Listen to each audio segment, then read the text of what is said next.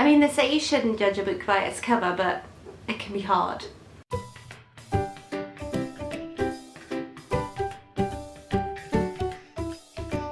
Hi everyone, I'm here today to show you some of my favourite beautiful books. So these are just some of the books that I own that every time I see them on my shelf, they just give me that little sort of yes feeling, like I'm so happy that I own these books.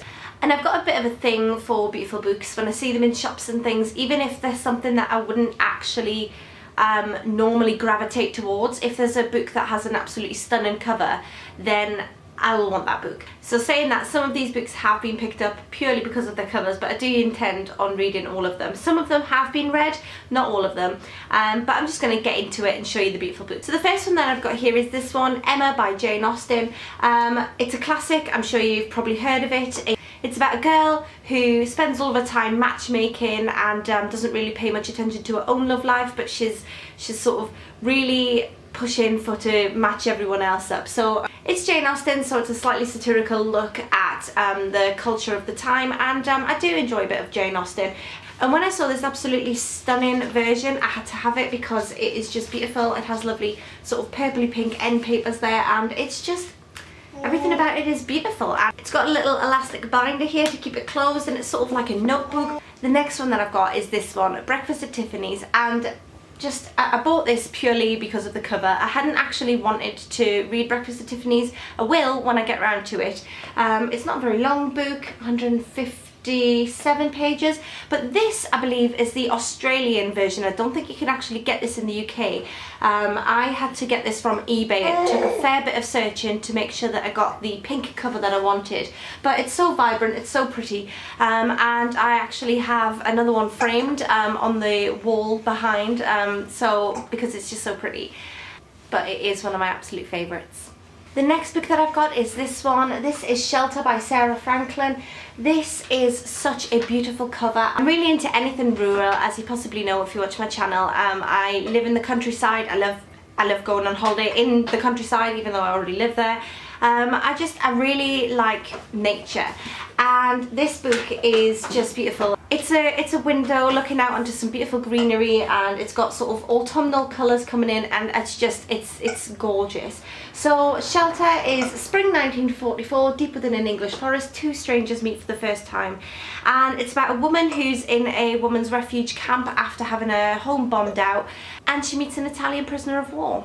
The next book that I've got is this one, which is Summer Days and Summer Nights. This is a collection of short stories edited by Stephanie Perkins. It's a collection of short YA love stories. It is very summery with the blue cover and the big sun on the front of it, and the edges are all spray painted this lovely beautiful yellow colour. And it's a fun book, it's very prettily coloured, and the writing inside is all sort of fun, very short stories, and yeah, I really like it, and I'm glad I've got it on my shelf. The next book that I've got is this one, which is The Muse by Jessie Burton. It's another one that's got beautiful spray painted edges, which just adds to it if you ask me. And I don't actually know what this is about. I haven't read into what it's about. I know that it's been talked about a lot, and I've actually avoided finding out what it's about because I really enjoyed The Miniaturist, and I want to step into this blind, which I do enjoy doing from time to time, stepping into a book not knowing what it's about and then sort of getting all of the feels without knowing what's coming. So I don't know what The Muse is about, but the cover of it and the beautiful edges, I'm looking forward to getting around to this, and I'm hoping to get around to it this winter because it looks a very sort of wintry book. The next book that I've got is this one. This is The Prince of Mirrors by Alan Robert Clark, and this is about Prince Albert, the grandson of Queen Victoria, and he has a sort of a love affair with his male tutor, and just again, gorgeous cover. The next book is actually one of the best books I've ever read. It is this one, The Women of the Castle by Jessica Shattuck. Now, I've seen mixed reviews on this. Some people have 1-starred it, I 5-starred it, I absolutely adored it. It's a tale of 3 different women in Germany during the Second World War, and they're 3 German women. And it is their tales that are interwoven, how they interact with each other, and how the war was on their side from their point of view.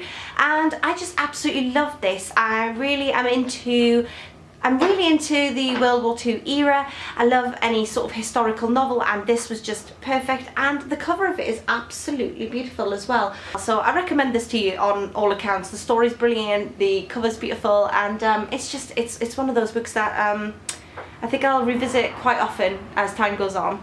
The next book is a book that I recently hauled. I haven't read it yet, but I will be reading it soon, and it's this one, The Clockmaker's Daughter by Kate Moulton. I talked about this quite a bit when I hauled it, about how beautiful it is. It's just absolutely my aesthetic.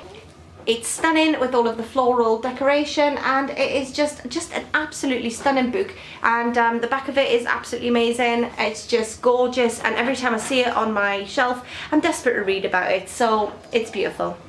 The last book that I have is this huge book, and it is Johnny Scott's A Book of Britain. This is a non-fiction, and it literally goes through all sorts of things, from rural festivals to just random stuff. Got sort of an urban fox there. It's a random book all about Britain, all up and down Britain, and it's just beautiful. It's a big old thing, and as I've moved up and down the country and things, I have cut in and out of it and looked for the places I'm living inside of here. The cover is like a leathery cover, and then it's got this tweed here, and it's just, everything about it is stunning.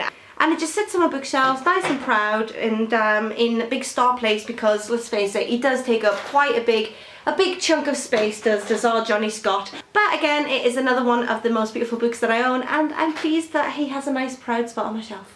So that's all I have today. I'm absolutely sweating. This fire behind me has gone a little bit out of control. I think I put too much wood on, and now I'm starting to... Whew. So I'm going to move and edit this, and I will speak to you all soon. Bye for now.